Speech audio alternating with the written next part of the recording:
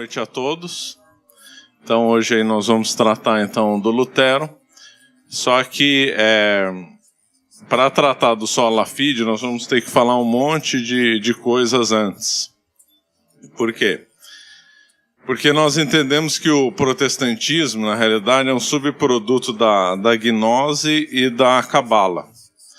Então, para chegar no sola fide, que é um item fundamental do pensamento de Lutero, nós vamos ter que, então, investigar um pouco esses dois temas, fazer umas pontes rápidas, e aí, finalmente, chegar na interpretação gnóstica, cabalista do sola fide, que é a justificação somente pela fé, né? Bom, antes de falar da gnose em geral, que foi um tema que o professor Orlando estudou muito, tem lá o livro lá, A Religião do Antropoteísta, né? Religião do Homem. E a gnose, entre outras características, ela é dialética e ela é nominalista também. Aí eu estava pensando do termo da dialética. Por que o demônio e o mal promovem tanto a dialética? Esse é um dado interessante, porque Deus, quando fomenta a virtude nas pessoas e na sociedade, ele não vai fomentar apenas virtudes, mas vai fomentar virtudes opostas. Pegando exemplo como Nossa Senhora. Então, Nossa Senhora, que é a criatura mais perfeita, claro, ela tem virtudes opostas. Ela foi mãe de Deus e a Virgem das Virgens. Então, são virtudes opostas. Ela é a rainha do céu e da terra, ao mesmo tempo ela é escrava. Como é que pode ser escrava e rainha ao mesmo tempo e ser mãe de Deus e virgem ao mesmo tempo? É uma coisa que só Deus entende, só Deus conseguiu fazer. Então, Nossa Senhora é o triunfo da religião e dessa visão religiosa, é o triunfo do mundo das virtudes. A dialética é diametralmente oposta à Nossa Senhora. Essa é uma das razões por que Nossa Senhora esmaga todas as heresias. Toda heresia, toda doutrina filosófica e religiosa que não seja da católica, que não seja filosofia tomista, vai convergir na gnose, vai convergir na dialética. E a dialética é caracterizada por não só fomentar um vício, mas sim vícios opostos, como nós estamos presenciando na nossa sociedade, no mundo inteiro. Por exemplo, não basta o demônio fomentar a luxúria, mas também tem que fomentar o ódio e a procriação. São, na realidade, dois vícios opostos. Então, Nossa Senhora esmaga todas as heresias. Por quê? Porque Nossa Senhora tem as virtudes opostas em grau máximo. E a dialética e o demônio fomentam na sociedade vícios opostos. E o que isso tem a ver com o protestantismo? Porque o protestantismo é essencialmente dialético. E o protestantismo é síntese e causa das heresias. Quem diz isso não sou eu, está no Catecismo de São Pio X, no Catecismo de São Pio X. No final, tem um curto capítulo lá sobre história da igreja, um curto trecho lá também sobre heresia, na qual comenta com o protestantismo, definindo o protestantismo como síntese da heresia e causa das heresias que aconteceram depois do protestantismo, obviamente. Então, o protestantismo é uma doutrina completamente errada, uma doutrina, lógico, diabólica, e uma doutrina que se misturou com todas as heresias que aconteceram no mundo depois do advento do Lutero. E o protestantismo é essencialmente dialético. E também o protestantismo tem ódio às relações. Por quê? Uma das razões é da Santíssima Trindade. A Santíssima Trindade é feita com relação do Pai, do Filho e do Espírito Santo. E o protestantismo, como a herança do nominalismo, citado pelo Bruno, o nominalismo se caracteriza pela ausência das relações, que é o que se fomenta na sociedade. Um mundo fragmentado e um mundo onde cada um tem a sua verdade. Então, essas visões da dialética e a visão da ausência de relação é um ódio tremendo contra Deus. Bom, feita só essa ponte, vamos então entrar no começo da aula. Bom, esse eu falei do Catecismo São Pio X. E, aliás, uma consideração, já que segundo o Catecismo, o protestantismo é causa de outros erros e síntese de outros erros, ele seria uma ideologia de passagem? Historicamente foi sim. O protestantismo prepara para erros maiores. Historicamente foi assim. Então sucedeu-se o protestantismo na Revolução Francesa e da Revolução Francesa o nazismo e o marxismo-leninista. Então o protestantismo ele não é terminal. Se a gente for levar eles às últimas consequências, vai chegar no nazismo e no marxismo-leninista. E individualmente isso também aconteceu na história. Contemporâneos de Lutero ou pessoas que viveram pouco depois de Lutero chegaram nesses extremos, como lá Münzer e os Leverers ingleses, os puritanos e os Quakers, que nós não vamos abordar nessa aula, mas que avançaram além dos erros de Lutero. Então, nós acreditamos piamente, eu vou mostrar aí os textos que vão comprovar isso, que o protestantismo é um produto da gnose e da cabala. Para não ficar no ar, eu peguei uma citação do Alexander Robb, que estudou bastante temas do Renascimento e também temas gnósticos, e ele escreveu esse texto extremamente interessante. As repercussões da consciência gnóstica sobre a vida intelectual europeia são de tal modo vastas e onipresentes que se torna difícil avaliar sua dimensão. O homem do corpos herméticos, dotado de poderes criadores divinos, funde-se com a imagem do homem renascentista, que começa a libertar-se das cadeias do cosmos medieval estratificado para se deslocar na direção do centro do universo. A centelha de luz dos gnósticos, que saída das trevas aspira ao conhecimento divino, reflete-se na luta pela redenção da alma individual protestante. Então está aí, estou com as palavras citando um autor para fazer a ligação da gnose com o protestantismo. Bom, muito bem. Se o Lutero, então, desenvolveu uma doutrina gnóstico-cabalista, então o ambiente em que ele estava inserido estava eivado desse pensamento. E estava mesmo.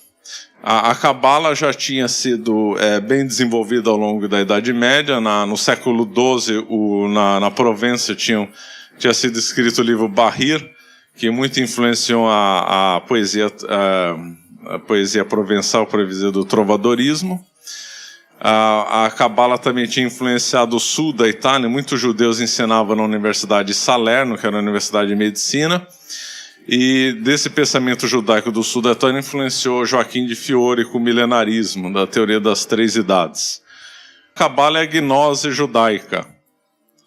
A gnose é gênero e a cabala é espécie. Ao longo da aula eu vou dando mais fundamentos da cabala. Então, a cabala, ela teve, para quem quer entender bem a cabala, vale a pena ler o livro do Gerson Scholem, As Grandes Correntes da Mística Judaica. É um livro fundamental para entender a cabala. A cabala, claramente, foi a doutrina gnóstica que mais influenciou a história do mundo, principalmente depois, na filosofia, principalmente depois do século XVI, com Isaac Luria, que não vou abordar aqui, porque Isaac Luria foi posterior a Lutero.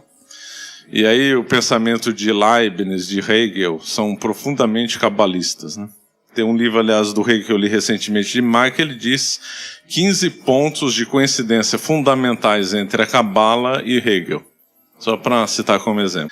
Ele relaciona Hegel com o hermetismo e a cabala. Um livro muito interessante. Então, a cabala, então, ela teve dois principais livros na Idade Média, que foi o Bahir e o Zohar. O Zohar foi escrito no século XIII, aliás, mais ou menos, a grosso modo, na mesma época da Suma Teológica. Acho que nunca teve dois livros tão opostos na história da humanidade como o Zohar e a Suma Teológica. Então, e essa cabala, no Renascimento, ela aflorou com uma força impressionante, a ponto de ter uma corrente contraditória chamada de cabalismo cristão, que tem dois grandes expoentes, o Pico della Mirandola, na Itália, e o Reuchlin, na Alemanha. O Lutero foi influenciado pelos dois. Tem um autor que relaciona ele bem com o Pico della Mirandola, e a maioria da influência sobre o Lutero foi de Reuchlin, que o Lutero estava bem perto lá dele, foi contemporâneo do Reuchlin, mas o Pico della Mirandola também influenciou o Lutero. Infelizmente a cabala influenciou.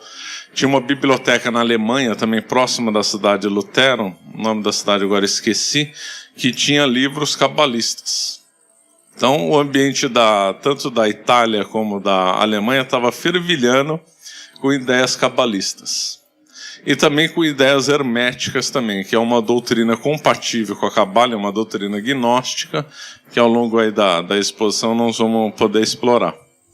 E aí, propriamente ligada ao Lutero, que tinha alguma influência cabalista, é o Staupitz, que era o superior dele no mosteiro, e o Egídio de Viterbo, que era o superior geral lá em Roma. E esse Mantuanus também, que foi um poeta e pensador meio desconhecido, também influenciou muito o Lutero.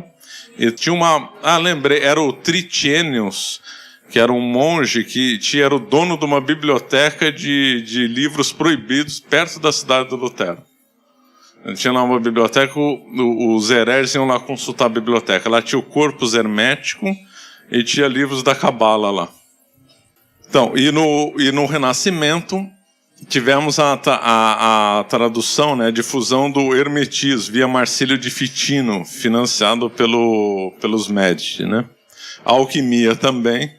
Então o Renascimento estava eivado dessas ideias gnósticas cabalistas. Quem pensa que o Renascimento foi uma revolução científica e volta ao racionalismo aristotélico está completamente enganado.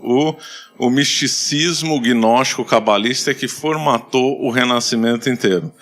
Mas e os cientistas, Copérnico, Galileu, todos eles estavam.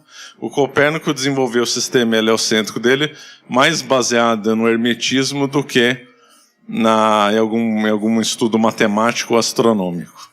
Então, foi esses que fizeram. Só para dar um exemplo, Newton, um pouco depois, 80% do trabalho do Isaac Newton era para estudar a alquimia e não a física. E ele dizia que todo o trabalho dele de física era para sustentar as ideias alquímicas.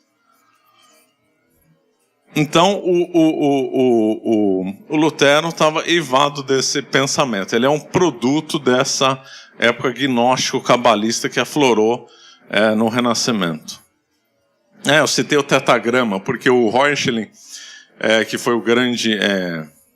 vai poderiam argumentar, mas o Lutero não foi influenciado pelo nominalismo e pelas doutrinas de Eckhart? Sim. Só que tanto uma como a outra são doutrinas também gnóstico-panteístas também. Tanto o Eckhart, expressamente, claro, muito mais bem gnóstico, e o Guilherme de Ockham também era uma doutrina bem esotérica também. As duas doutrinas são totalmente compatíveis com a gnose e com a Cabala. Então, o Reuchlin ele era obcecado com o tetragrama, e ele fez uma ponte entre a Cabala e Pitágoras. O Reuchlin dedicou um livro dele, ou pelo menos alguns capítulos, a Pitágoras. Ele associava os tetragramas de Pitágoras, o tetragrama judaico ao tetraedro de Pitágoras, fazendo uma ponte. Aí eles faziam as brincadeirinhas via gematria. A Cabala ela tem dois lados. Na realidade, a gnose ela não é só conhecimento teórico, ela é uma prática, como nós vamos ver aí na sequência da exposição. E a Cabala também tem um lado da prática.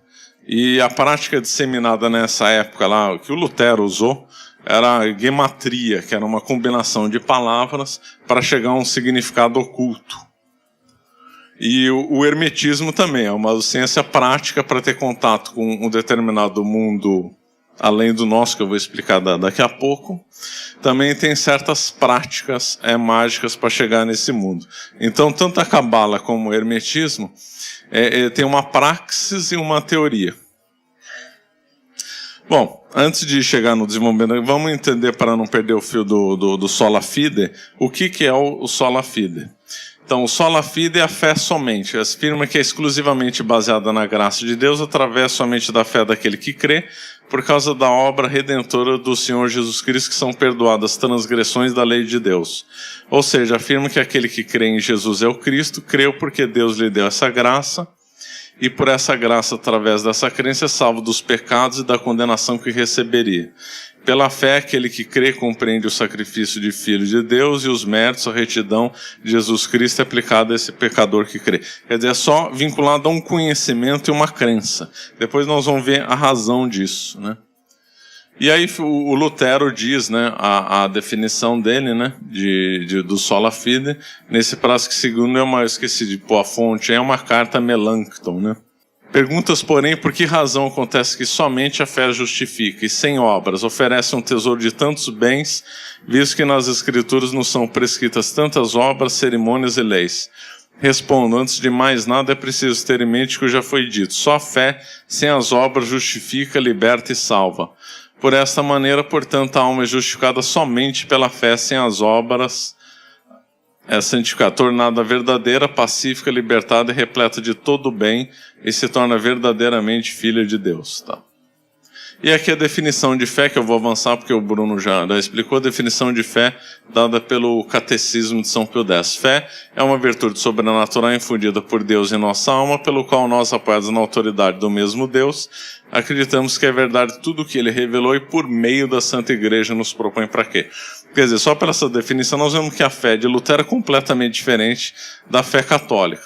E se Lutero não tivesse colocado só pela fé, homens salvos, teria algum problema? Não. Porque a fé que o Lutero desenvolveu é uma fé diferente da nossa. Esse só pela fé tem uma outra interpretação gnóstica que nós vamos ver daqui a pouco. Daí, por que ele escreveu só pela fé? E agora então vou ter que avançar um pouco na explicação da doutrina gnóstica e da doutrina cabalista. Então, para a gnose e para a cabala tem dois mundos. Tem esse mundo nosso aqui, que na realidade é o mundo das aparências. Então o Antônio é só a aparência de Antônio, a Raquel é só a aparência de Raquel. Na realidade existe um mundo oculto, que não é alcançado pela razão e nem pelo sentido. Só por processos mágicos ou irracionais nós vamos ter acesso a esse mundo. Esse é propriamente a gnose e a cabala. E Deus, o que Deus tem a ver com esses dois reinos? Aí tem a visão, a cabala também tem mais de uma interpretação e a gnose também. Ou é um Deus com dois princípios opostos, que ele é mal e bem ao mesmo tempo, e aqui se instalou o lado de mal de Deus, e para nós termos acesso ao lado de bem de Deus, nós temos que renunciar à razão. E outra que são dois deuses, tem o Deus criador do mal, que seria o demiurgo, que fez a lei, fez os mandamentos, isso tem que ser amaldiçoado, e para nós termos contato com o Deus verdadeiro, na linguagem da cabala, o Ein Sof, para ter uma ideia da interpretação que eles fazem do Antigo Testamento na cabala, que aliás não é a interpretação de Isaac Luria, que é um termo mais simplificado, mas é uma interpretação bem recorrente, a teoria do Bereshit. Então, a primeira fase do Gênesis está escrito, no princípio criou Deus o céu e a terra. Os cabalistas interpretam o no princípio como sujeito da frase. Então, o no princípio é o sujeito, Bereshit. Então, o Bereshit criou Deus. Então, na teoria da cabala tem dois deuses. O Deus aparente da lei mosaica e o Deus oculto, que seria o Ein Sof. Então, na realidade, quando o Moisés recebeu a lei, no Monte Sinai, na realidade ele recebeu também uma doutrina secreta, chamada de Torá oral. E essa Torá oral, na realidade, é a verdadeira lei. Isso também é expresso em várias correntes da cabala, da mística judaica. Então nós vemos sempre essa dualidade na gnose e na cabala. Tem dois mundos com regras diferentes, eles não têm ligação analógica entre eles, não tem nenhuma relação entre um com o outro. E o Lutero diz expressamente isso, dois reinos. Tem esse autor Wright, eu esqueci, não anotei o primeiro nome dele, ele tem um tratado falando os dois reinos de Lutero, demonstrando que Lutero acreditava em dois mundos diferentes. Então, o reino de Cristo é espiritual, celestial e eterno, que deve ser governado sem e acima de todas as leis, regulamentos, normas, mandamentos e tudo. Por isso que por isso que Lutero amaldiçoou Moisés. Então, aí o que Lutero está dizendo? Está dizendo também uma característica clássica da gnose, principalmente da cabala, que é o antinomismo, o ódio a toda lei. Então, esse ódio a toda lei é visto em dois níveis. Significa que aquele reino que existe além da nossa realidade é um reino sem lei, sem regra, sem razão, sem tempo. A gnose adora tempo, odeia tempo. odeia espaço também, odeia tudo que é físico, tudo que é racional. E também numa visão escatológica também. O Lutero, pelo menos nos autores que eu consultei, não avançaram no estudo de Lutero do ponto de vista escatológico, ou seja, no ponto de vista dos destinos do homem e do universo. A gnose avança bem nisso. Por exemplo, Joaquim de Fiore imaginou as 3 idades, a idade do Pai, do Filho e do Espírito Santo, que é uma visão bem escatológica cabalista.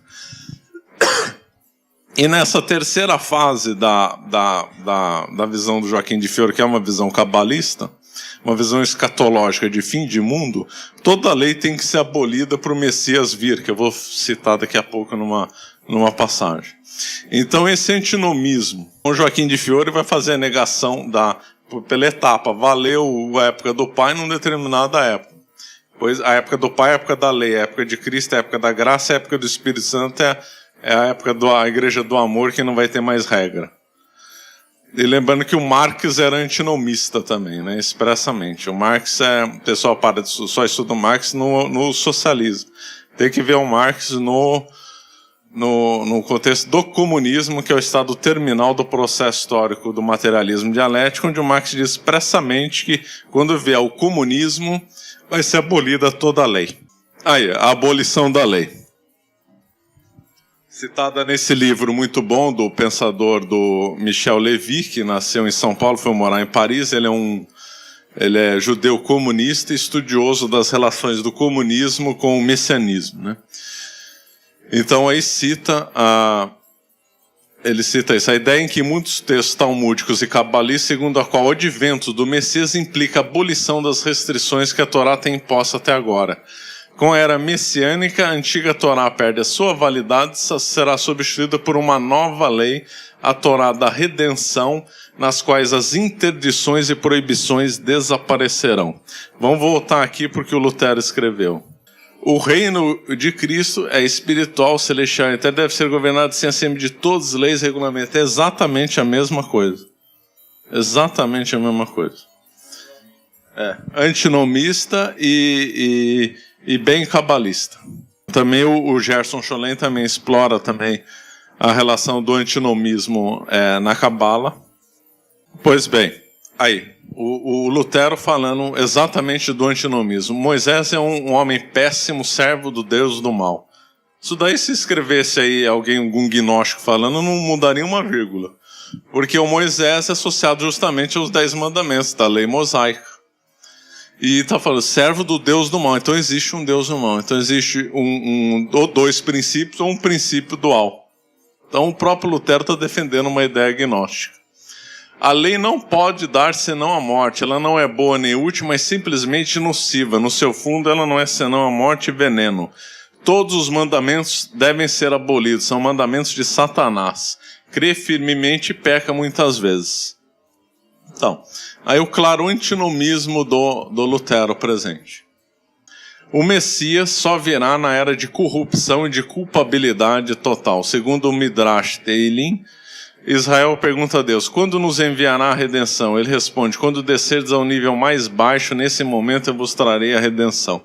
Então, pela visão cabalista, o homem tem que se corromper ao máximo possível para vir a vinda do Messias. Exatamente uma visão bem que o Lutero se baseou. Aí poderiam falar, bom, mas como é que os protestantes mais do ramo messiânico, e o movimento eslavófilo também, que era forte influência judaica, como é que ele explicava? Cristo já veio, como é que vai harmonizar isso com a vinda do Messias judaico? Aí é fácil, pela parousia. Então, nós sabemos que Cristo vai voltar uma segunda vez. Nessa segunda volta, nesses ramos protestantes milenaristas e no ramo do movimento eslavófilo, vai ser igualzinho à vinda do Messias judaico. Vai ser aquela vinda quando Cristo vai abolir toda a lei. E na visão do Joaquim de Fiore, não, era o tempo do Espírito Santo. Mas é o mesmo efeito. Ou o Espírito Santo vai controlar a história e vai abolir a lei, ou a segunda vinda de Cristo vai instalar o milenarismo e vai abolir a lei. O fundamento principal é abolir a lei. Quem vai fazer, um pouco importa. Se é o Lula, se é o Hitler, se é o Fidel Castro, alguém, não importa. O importa é que tem que abolir a lei. Aí, mais uma citação para confirmar, do Gerson Chollet no livro das Grandes Correntes da Mística Judaica. Cumpre ter em mente que todo o significado e objetivo daqueles mitos e metáforas antigas, cujos restos redatores do livro Bahir e, portanto, de toda a Cabala herdaram dos gnósticos, era simplesmente a subversão da lei, que em sua origem perturbara e romper a unidade do mundo mítico.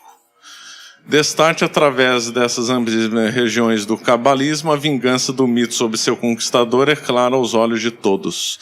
Quer dizer, então eles têm uma ânsia de vingar a lei, de anular a lei. E o Lutero falava isso com todas as letras, conforme eu falei. Então, realmente, só por essa citação dá para ver que o Lutero era, na realidade, um cabalista, né? Agora, por que teve a quebra, por que esse tanto ódio ali? Lógico, por causa do demônio. O demônio quer que todo mundo descumpra a lei para ir para o inferno, claro. Agora, na ordem do esquema escatológico, tanto cosmogônico como escatológico da gnose, a lei, quando tem o ciclo gnóstico, que impõe dois mundos, é um ciclo dinâmico na qual todos nós aqui, depende do ramo mais radical da gnose, todo objeto tem uma partícula divina. E então havia uma divindade. Vou dar um esquema bem simplificado da gnose, do ponto de vista cosmogônico e escatológico. Então havia uma divindade que, por alguma razão, ela se fragmentou no mundo e se prendeu uma partícula divina em todos os homens, em todos os objetos, conforme a visão. Na Cabala, essa prisão, que é feita numa caixa, são chamadas de clipotes. E essas partículas divinas vão ter que voltar para a divindade e vão ter que essas clipotes, essas cascas, têm que ser quebradas, porque a partícula divina está aprisionada na matéria. É uma prisão. E o modo de romper essa prisão é romper com a lei, que a lei é uma das coisas que prende a partícula divina nessas cascas. Na Cabala, justamente, Deus se esvaziou.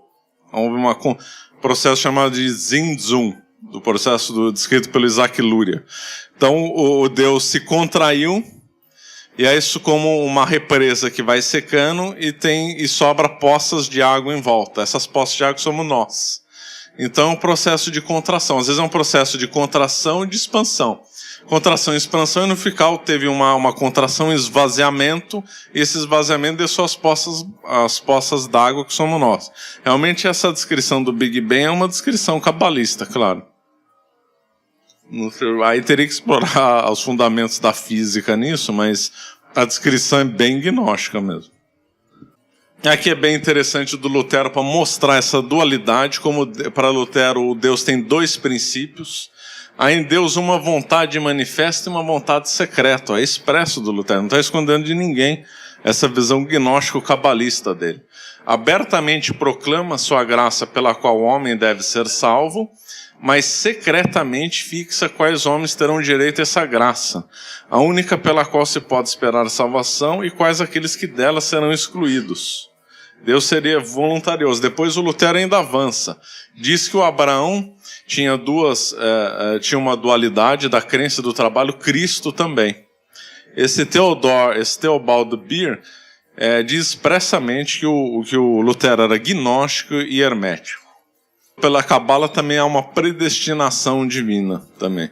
Na Cabala tem os anjos e demônios com outros nomes, e ele diz que Deus escolheu alguns demônios para habitar o inferno e outros para o céu.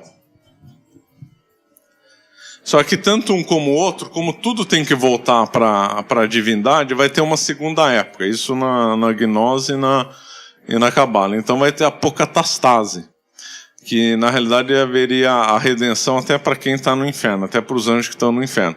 Então a teoria da apocatastase, que adentrou na história da igreja via Orígenes, na realidade é de fundo judaico também. Agora sim, nós já estamos preparados para entrar então bem no sola fide. Então nós já vamos fazer uma recapitulação e fixar bem nos conceitos. Então, nós estamos falando que o Lutero, ele na realidade é um produto da Cabala e da gnose e também do hermetismo, na qual defende uma dualidade que tem esse mundo que é o mundo do mal e um outro mundo além desse, que é acessível por práticas irracionais, práticas mágicas e também pelo conhecimento, e que existe um ciclo escatológico. Diga. Não, é que na verdade o Platão era gnóstico, né? Ou pelo menos uma parte do pensamento Platão era gnóstico. O Reusch, ele vai mais além, diz que muitos lá dos gregos lá foram influenciados pela Cabala. Ele diz expressamente que o Pitágoras era cabalista. Até a Cabala, na realidade, é mais antiga que Platão, né? Porque ela vem desde a época do Segundo Templo, né? A doutrina era muito antiga. É que ela vinha por tradição oral. Ela só foi escrita na Idade Média. Então é uma antiguidade muito grande da Cabala. O mundo inteiro é cabalista hoje, né? Quanto mais avançamos no tempo, mais os filósofos aderiram à Cabala, né? Por exemplo, dá para ver lá, rastrear bem a Cabala em Kant, no Hegel, conforme você tem Marx é Cabala pura. Imediatamente depois do Isaac Luria publicar os textos dele, quem leu Isaac Luria foi o Leibniz. A teoria do Leibniz do modismo é totalmente... Freud é cabalista também. Freud é cabalista. Tem um livro, para quem não acredita, tem um livro escrito Freud e a Cabala. O nome do autor eu esqueci. E aí depois eu fiz uma pesquisa para ver se era uma tese isolada. Nada. Nos Estados Unidos tem tese de doutorado relacionando Freud e a Cabala. Então não é uma coisa isolada, não. Que o Freud também adepto é só pegar essa dualidade e pôr no nosso ser. Então nós vamos ter o consciente e o inconsciente. Claro. Essa dualidade é na matéria, em Deus, é no mundo, é em tudo. Claro. A teoria aqui do Karl Hall lembra muito o Freud, só que ele está falando do Lutero. É o que nós vamos investigar daqui a pouco. Então vamos fazer um resumo para não ficar confuso, que eu sei que são temas, para quem não está familiarizado, pode ser muito abstrato ou muito estranho. Então, a Cabala, então, ela não é só um conhecimento, ela é uma prática e ela é dinâmica ao longo da história, ou seja, é uma evolução, uma divindade que, por alguma razão, ela se fragmentou no universo, partículas divinas ficaram aprisionadas na matéria, conforme a visão da gnose, até coisas que não têm vida teriam partícula divina, e essas partículas divinas vão voltar para a divindade. E que nós temos dois níveis, então, o nível dessa realidade e o nível de outra realidade. E que aí um modo de fazer a ponte com a verdadeira realidade é sempre do lado do mal. Sempre coisas irracionais, pecando, fazendo magia, tudo assim.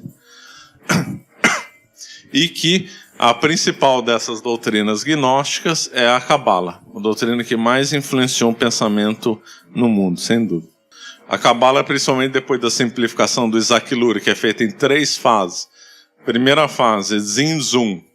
A divindade se contrai como uma represa que seca de esvaziamento e põe sobra umas poças de água que armazena a divindade. Depois, segunda fase, quebra dos vasos, que é associada com a queda de Adão. Então, na realidade, esse processo, por alguma razão, não foi como deveria ter sido.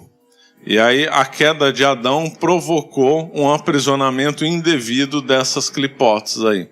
E o modo de voltar para a divindade no processo do Isaac Luria é chamado de Tikkun, a grande corrupção, que aí vai voltar para a divindade, para o Ein Sof. Zinzum, quebra dos vasos, que é a Shekirah, e Tikkun. São os 3 fases. Essas três fases estão no Zohar, que é o livro do Esplendor, escrito no século III, na mesma época que a Suma Teológica. Curiosamente, os dois se baseiam na Bíblia, né? É o que o padre falou. A Suma Teológica explica com brilhantismo a criação, as maravilhas da criação, a metafísica, e tudo baseado na Bíblia. Não só na Bíblia, mas também na Bíblia. E o Zohar também se diz interpretar bem a Bíblia. Só que uma visão do mal, uma visão dialética. Então, esse é o esquema. E o protestantismo, como nós vemos, principalmente com Lutero, encaixa nisso como uma luva. Vamos fazer outras pontes daqui a pouco com o protestantismo. Agora entrando bem, então, no sola fide. Muito bem, esse autor aqui é fundamental para entender o sola fide nessa visão. Chama Karl Hall, que foi um pesquisador, acho que ele faleceu em 1947, 1950, muito citado nas academias, bastante citado, que ele define o protestantismo de Lutero como religião da consciência. Isso é bem interessante. Ele pegou bem o fulcro, principalmente do sola fide. E aí ele vai definir a consciência para Lutero da seguinte forma: é o local onde Deus atesta ele mesmo, é o local onde o ser humano entende a si mesmo e ao mesmo tempo a unidade é fundada. Então, explicando, segundo o estudo do Karl Hall, esse Deus oculto tem uma consciência lá oculta. Ou seja, nós temos uma consciência que é compatível com o que Deus sabe dele mesmo. E o protestantismo, o sola fide, que é a salvação só pela fé, é fazer essa ponte com essa divindade oculta. Que é a ponte no caso do Lutero, só pelo conhecimento. E esse termo consciência eu achei extremamente bem dado, porque nós vemos hoje o mundo de hoje, tudo é consciência, né? Consciência negra, você tem que ter consciência ecológica, consciência disso, consciência daqui. O que é consciência? Consciência, na realidade, é um termo-chave gnóstico cabalista. Também o Jung falava, teologia da libertação. Conscientização, exatamente, conscientização da classe operária, que o Marx falava, não sei se ele usava consciência, mas é a mesma coisa, a classe operária está alienada, mas aí vai ter um momento que ela vai atingir a consciência do seu processo histórico, bem teologia da libertação, e aí vai vir a revolução. Mas o que é essa consciência? Consciência é uma palavra-chave da gnose e do panteísmo, da gnose e da cabala, claro. A consciência é essa ponte de nós com Deus. Só que não é o nosso consciente racional, é o nosso nós oculto, irracional, do lado do pecado, do lado, aí pegando a ponte do Freud e do Jung. O Jung falava o consciente coletivo. Exatamente. Tem um outro autor que eu esqueci de citar, que diz que a ponte que o Lutero faz para a salvação do sola fide é uma ponte do irracional. É pelo irracionalismo que se chega à salvação no protestantismo. Pena que eu não pus aí o autor, esqueci. Sola fide, que é uma mágica gnóstica, que você vai fazer uma ponte do seu eu interior, não seu eu racional, pegando Freud e Jung, aquele seu inconsciente, com o Deus oculto. E aí as duas consciências vão se unir. É a volta, né? Porque a volta na cabala e na gnose você pode ser coletiva ou individual, né? O Lutero explorou bem a salvação individual, da conexão do nosso eu. Ele não usava a partícula divina, né? Mas ele estudou o Eckhart. O Eckhart usava a partícula divina. Então, dessa fusão, harmonia ou junção da partícula divina nossa com a divindade, via o irracionalismo, é o sola fide. É isso. Então, o sola fide é isso. Só pela experiência, não o conhecimento racional, claro. O Kant é assim também, né? Nós só conhecemos o mundo dos fenômenos, né? O Concílio Vaticano II adotou, né, em linhas gerais, também teses cabalistas, como a kenosis, que é o esvaziamento, e o diálogo. O diálogo, na realidade, é uma palavra-chave também disso. Por quê? Porque o que significa diálogo? Não é o diálogo platônico, né, que os gregos falavam, que era diálogo antigamente, dos gregos era o seguinte: ele vai me convencer de uma verdade. Então o diálogo, ele tem por objetivo convencer o outro de alguma coisa, vencer o outro no debate para a verdade aflorar. Só que o diálogo do concílio, baseado no Martin Buber, não era? Que tinha estudado a cabala, na realidade a conexão do meu éon com o seu éon é a partícula divina aprisionada por meio da dialética. Se ele pensa o oposto do que eu, ele é a síntese, ele é a tese, eu sou a antítese, vai surgir a síntese. Só que não vai surgir a síntese por um processo racional, vai surgir a síntese por um processo místico. Claro. Assim. Então, o Concílio Vaticano é a Igreja do Amor, tese joaquimista também. É atacar indiretamente os dogmas, né? A experiência da consciência, é isso daí. Você vê muito de teologia de libertação em experiência. Aquela turma lá, renovação carismática, vivenciar, é uma experiência, né? Estão experimentando Deus. Então, pois bem, muito bem. Então já entendemos o que é o sola fide. Sola fide é uma visão cabalística, gnóstica, na qual eu obtenho a salvação tendo contato do meu elmo com Deus oculto. Esse é o sola fide, acabou. É isso aí. Por via experiência mística. Para que igreja? Não precisa ter igreja. E aí nós vamos então, muitos autores dizem que o Lutero é o pai do subjetivismo. Na realidade não é bem o pai do subjetivismo, na realidade foi o grande difusor do subjetivismo no Renascimento. Essa é uma tese chovendo molhado. Vários autores falam, o pai do subjetivismo é o Lutero. Então, por quê? Porque na realidade esse sola fide é absolutamente individual. Quer dizer, o Antônio teve uma experiência X, o Marcelo, meu xará, Y, a Raquel, Z. As experiências são completamente diferentes. Não tem ligação a minha coisa. Eu posso ter feito essa ligação com o divino de um jeito, outro é do outro. Não tem absolutamente nenhuma ligação. Aí é bem influência nominalista, que nada que se relaciona com nada.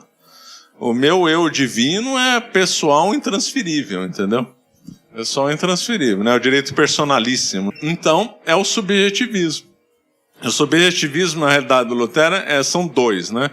É o famoso, se cada um interpreta a Bíblia como quer, então, para as outras coisas também vai valer. Mas ele também tem um outro sentido que eu acho mais profundo, que é esse, porque a minha ligação com a divindade é individualizada.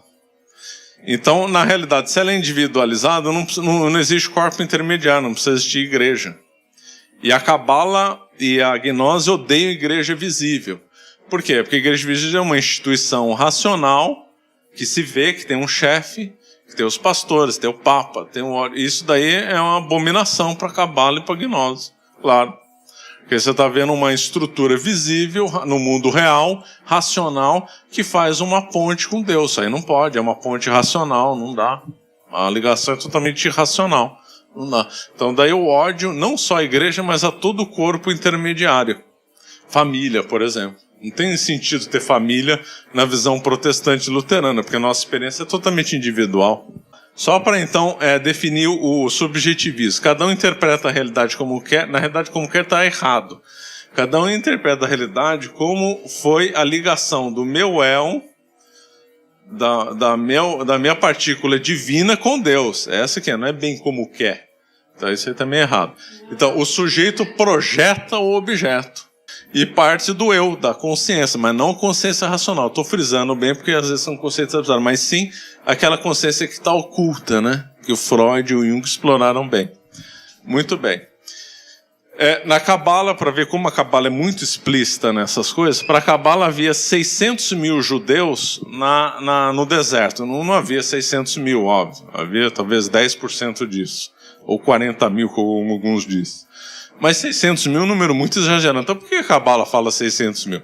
Porque a Cabala é obcecada pelo número 6, né?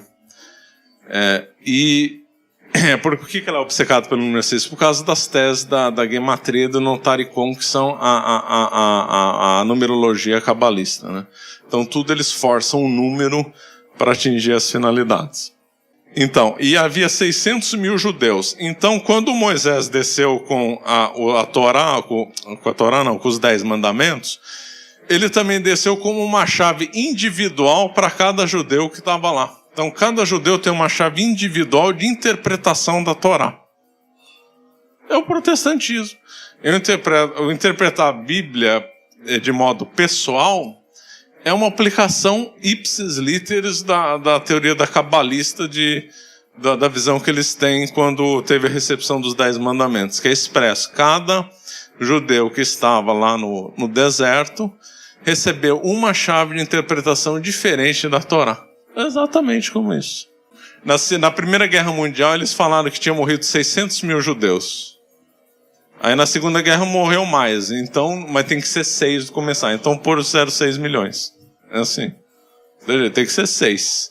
Então aí nós temos o nascimento do livre exame e da salvação pessoal. Outras coisas interessantes do protestantismo herdado da Cabala. Por que o protestante odeia imagem? Porque na Cabala não se pode fazer imagem nenhuma do céu. Porque como não tem o Ein Sof, você não pode nem dizer o nome Ein Sof. Eu estou falando Ein Sof para o cabalista, ele já me recriminaria aqui. Você não pode dizer nem o nome de Deus. Não pode. O Deus é completamente inacessível pela razão, inclusive pela linguagem. Ele é inacessível pela linguagem. Então, Ein Sof é só uma mera aproximação do que seria essa divindade, que eu nem poderia falar o nome. Então, se eu não posso falar o nome da verdadeira divindade, quanto mais imagens, que é uma representação de coisas sagradas.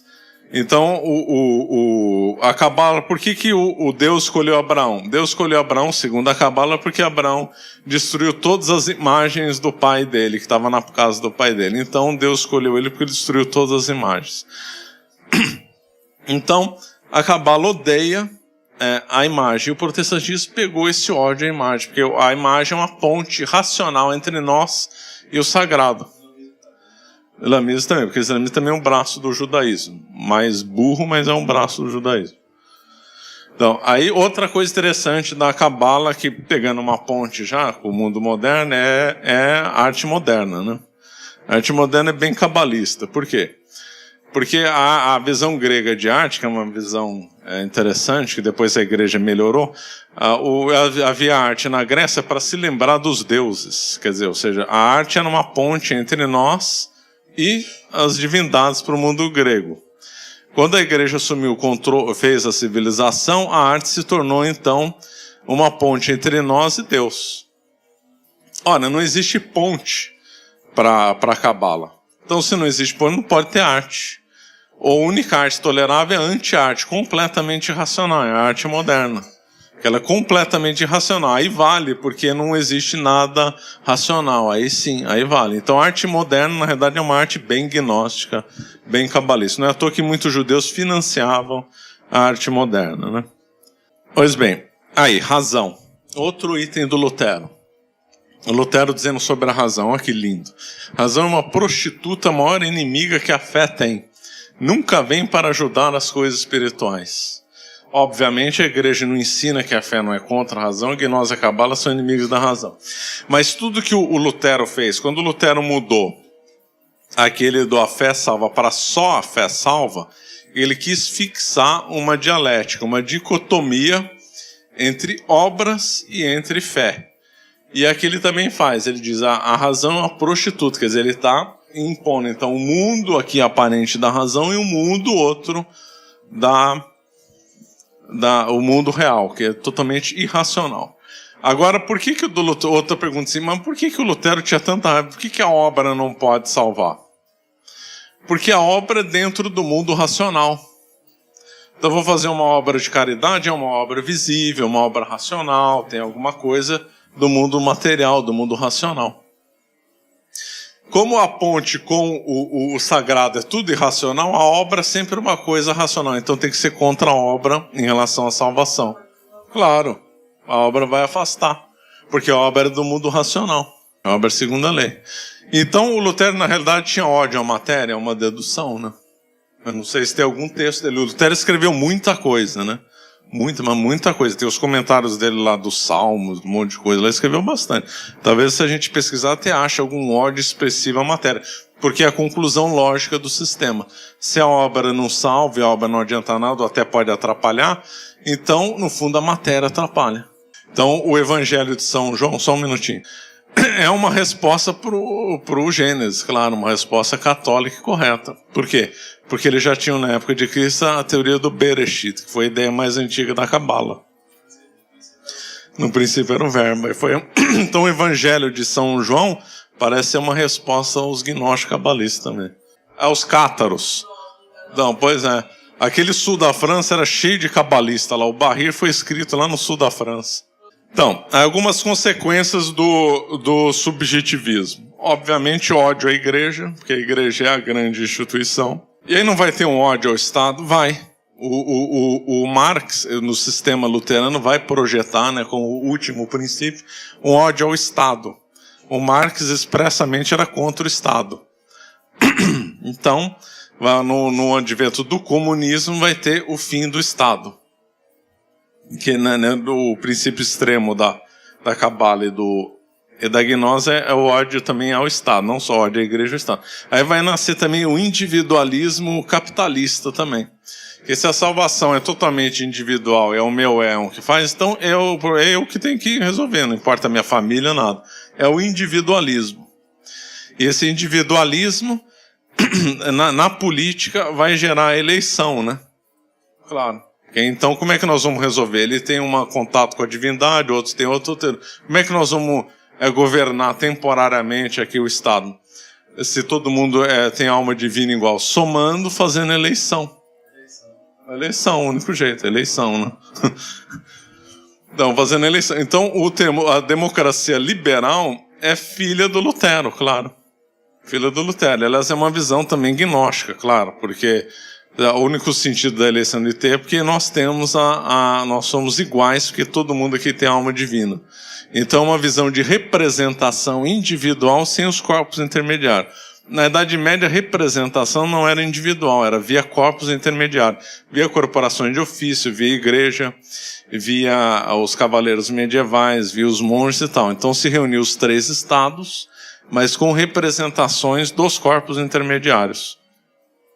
Aí veio Lutero, destruiu os corpos intermediários, e a consequência natural disso é o liberalismo político. Claro, o liberalismo político, que a única solução é pelo voto da maioria. Lutero também é o pai do Estado forte. Por quê? Por 2 caminhos. Primeiro, se nós eliminamos por princípio os corpos intermediários que combatem o Estado, então tirando os intermediários nós vamos fortalecer o Estado. Então na Idade Média havia, por exemplo, o rei, mas havia duque, conde, barão, fazendo contrapeso à autoridade do rei. Com o ódio aos corpos intermediários, derrubou esses intermediários e aí ficou o rei todo-poderoso, como única entidade. Agora tem uma visão mais profunda disso, que aí dá para entender Hitler. Hitler é a terceira etapa. Hitler seria o neto ideológico de Lutero. Por quê? Nós temos uma dialética. O oposto do individualismo é negar o individualismo fazendo um estado total, na qual já estamos preparando a vinda do Messias, já integralizando todos os nossos éons. Então, por exemplo, quando vai ter o processo do Tikkun na Cabala, e todos os nossos éons vão voltar para o Ein Sof, na Cabala expresso a presença tendo um estado guia, que para os judeus é Israel, para os Estados Unidos para os protestantes dos Estados Unidos são as heresias milenaristas associadas a uma nação. Em Portugal, o sebastianismo. Estado de Israel, nos Estados Unidos, o Destino Manifesto. Na Espanha, uma versão do carlismo. Na França também tinha a visão do grande monarca. E tinha a visão do Hitler, que é exatamente essa visão. Então, por uma inversão dialética, sai do extremo individualismo e se nega totalmente o individualismo. Por uma inversão dialética e também por uma necessidade do processo histórico da Tikkun. Já que não vai integralizar todo mundo numa divindade, então, na realidade, todas as vontades vão ter que ser vontades uma só. Então, a vontade de bilhões ou milhões de pessoas vão ter que se resumir numa vontade só. É a volta para a divindade intermediada por um Estado. Aí nós vamos ver bem o teórico disso, é o Hegel. O Hegel diz que a consciência geral, né, o mundo espiritual, vai se adquirindo consciência de si mesmo e vai se resumir num estado forte totalitário. Então, esse estado forte totalitário é uma necessidade do processo histórico cabalista gnóstico compatível com o luteranismo. Por isso que o luteranismo é o avô do Hitler, que ele volta assim nessa integração. Outra coisa interessante que sai aqui, principalmente para quem é do mundo jurídico, não só, claro, né, porque eu ia pegar uma ponte com o mundo jurídico, é o ataque à natureza do homem. Por que o Lutero adotou a tese da natureza do homem? Lá o Bruno explicou. Nós temos a mesma substância, somos diferentes nos acidentes. Todo mundo aqui tem corpo e alma. Só que nós somos diferentes nos acidentes. Eu tenho muito cabelo, outros têm pouco cabelo. Então nós somos diferentes. Uns são altos, outros são gordos e tal. É muito claro isso. Todo mundo tem a mesma natureza. Por isso que Deus fez uma lei para todos. Claro, porque se a gente não tivesse a mesma natureza, não poderia ter lei para todo mundo. Agora o Lutero atacando a lei e tendo essa salvação extremamente particular, na realidade o que ele está querendo dizer? que os homens têm substâncias diferentes. Mais ou menos, como homem, cada um seria como um anjo, né? Porque um anjo um é diferente do outro. Então, na realidade, nós seremos como os anjos com naturezas diferentes. Então, ele viola o princípio do homem, da substância do acidente. E na história do direito, e também nós vemos sempre esse conflito. Ou o direito tende para exagerar os nossos acidentes, dando excessivamente direitos para os acidentes, ou totalmente negando esses direitos. Então, e por que o Lutero voltou à escravidão? Claro, porque se todo mundo tem natureza diferente, os escravos vão ter uma natureza diferente, então eles podem ser inferiores, claro. É uma visão que as substâncias são diferentes, então o escravo não vai ter a mesma alma que a nossa. Nós vamos ser superiores a eles, em essência, então nós podemos escravizar. Por isso que do protestantismo decorre naturalmente a justificativa para a escravidão. E aí na Revolução Francesa nós temos o princípio oposto. Então aí fica todo mundo igual, até nos acidentes. E depois veio o comunismo fazer a junção dialética dos dois. Por isso que o Estado escravizou todo mundo de modo igualitário. Então nós vemos já desse princípio do Lutero, do éon, significa também, ou seja, um corolário, uma dedução lógica, acho que ele não falou nesses termos, é uma dedução lógica de que o homem, para Lutero e para o protestantismo, seguindo a teoria da Cabala, porque na Cabala também tem uma classe Brahmane, né?